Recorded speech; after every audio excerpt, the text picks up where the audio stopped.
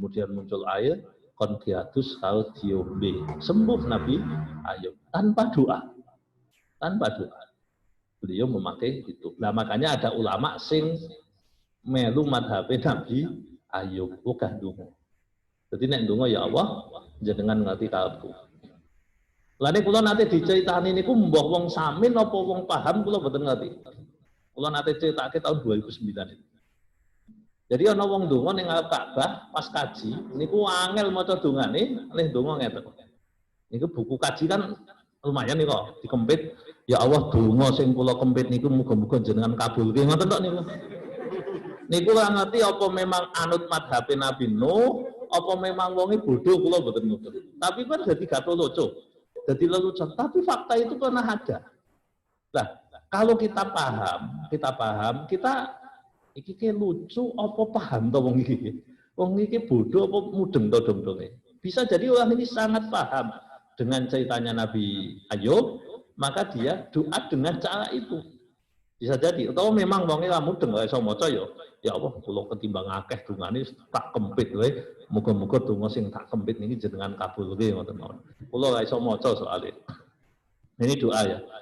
Jadi doa-doa yang ada di dalam Al-Qur'an modelnya memang seperti itu. Nah, kembali ke tadi bahwa orang yang mati kafir dan kita tahu dia mati kafir, maka terputus doa kita.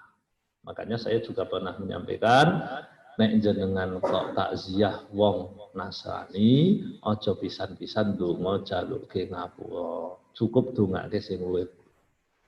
Ibu, muga-muga jenengan paringi sabar nggih ditinggal bapake, semangat oleh ngopeni anake, muga-muga iso neruske kebaikane bapake. Wis ngono tok, mboten muga-muga bapak diterima di sisi Tuhan yang Maha Kuasa, diampuni dosane. Niku dosa malah.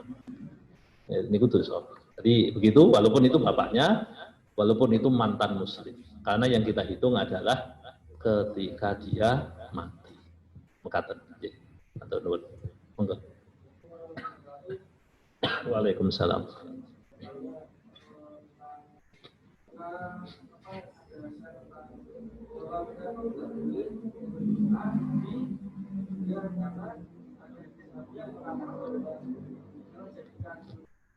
Sebagai masjid.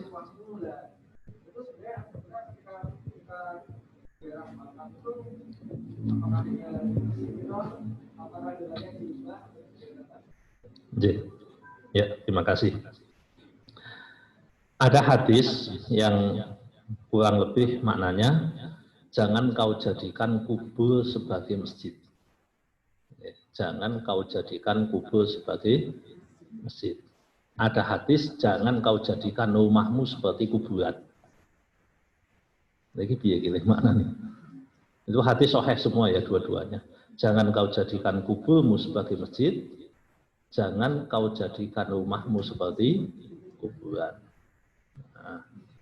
Nah, hadis ini perlu dimaknai tentunya. Jadi kita tidak boleh menggunakan hanya satu hadis sebagai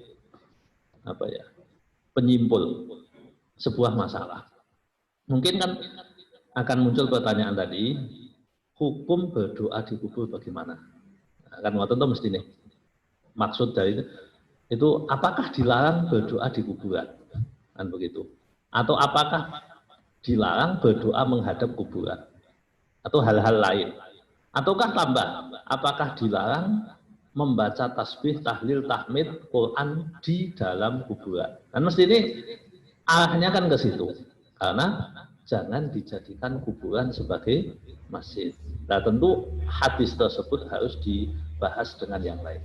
Yang pertama, Nabi mencontohkan kepada kita, ketika beliau masuk kuburan, beliau senantiasa berdoa dengan ucapan Assalamualaikum ya ahlad diyar atau ya ahlal kubur minal mu'minina wal mu'minat. Redaksinya banyak sekali. Artinya, salam itu doa bukan? Doa. Artinya kalau hadis tadi yang menyebut kuburan jangan dijadikan masjid, kemudian dimaknai jangan berdoa di situ, itu jauh panggang dari api. Orang nyambung.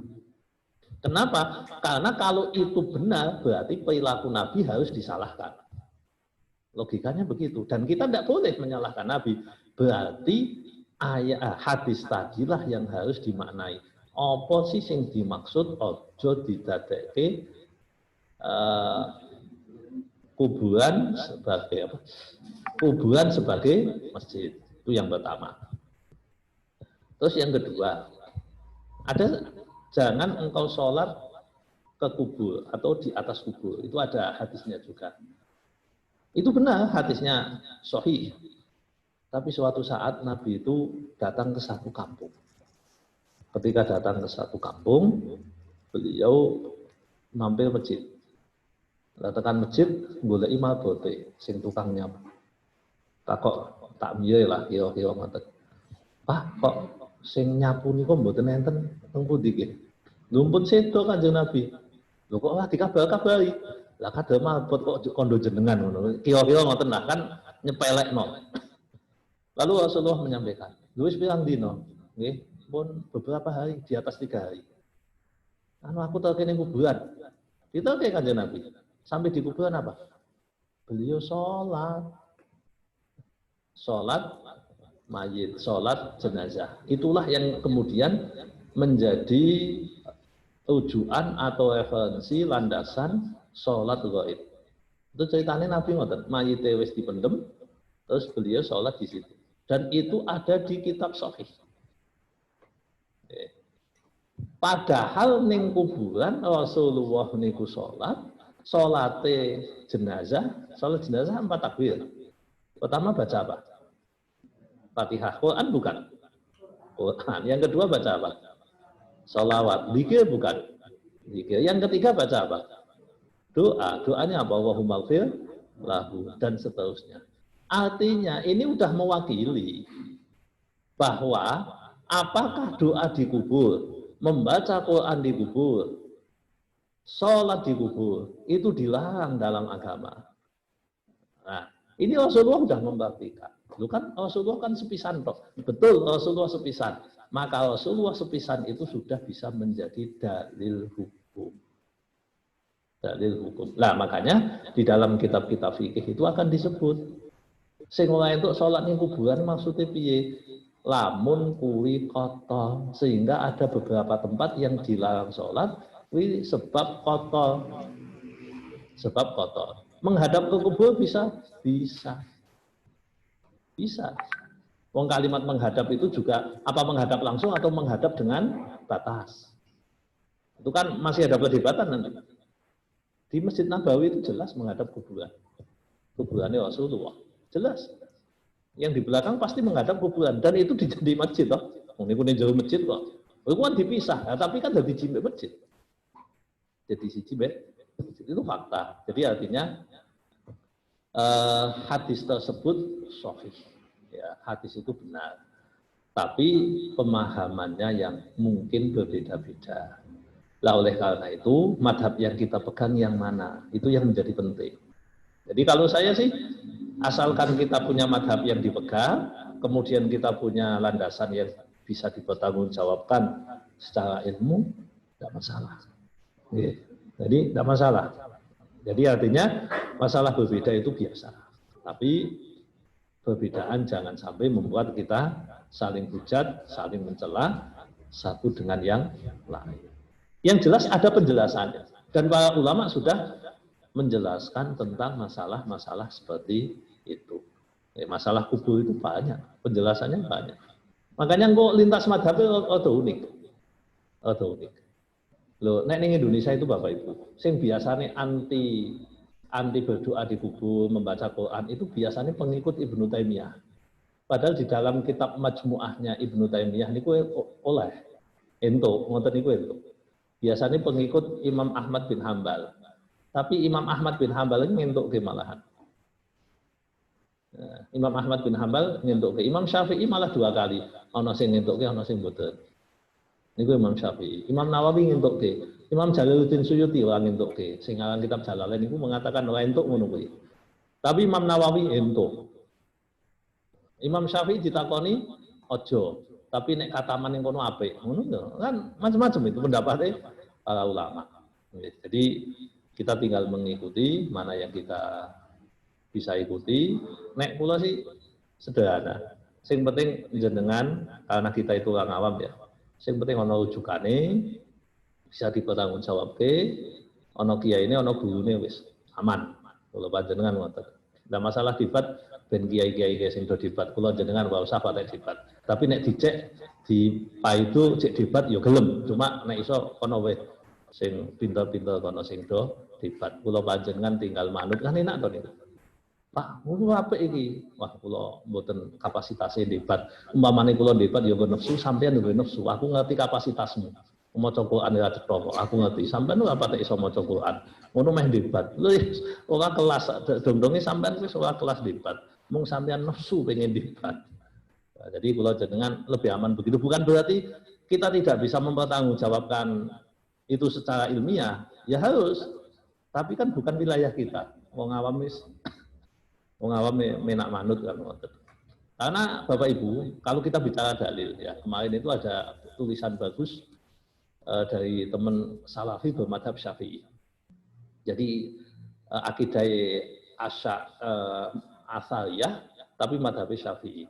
Kuliah wonten Yaman. Dia cerita. Jadi dia fair menyampaikan sesuatu secara proporsional, bagus. Dan itu teman saya. Ya artinya, oh ya, sampean Syafi'i ngene ngene. Dia menekankan sing penting ana gurune ora masalah. Wong awam ki ora iso nek cek debat. Kita itu orang awam. Jadi hindari semaksimal mungkin perdebatan yang tidak perlu. Tapi nek ditakoni ya jawab nek iso. Nek mboten ya mboten usah dijawab. Mekaten nggih.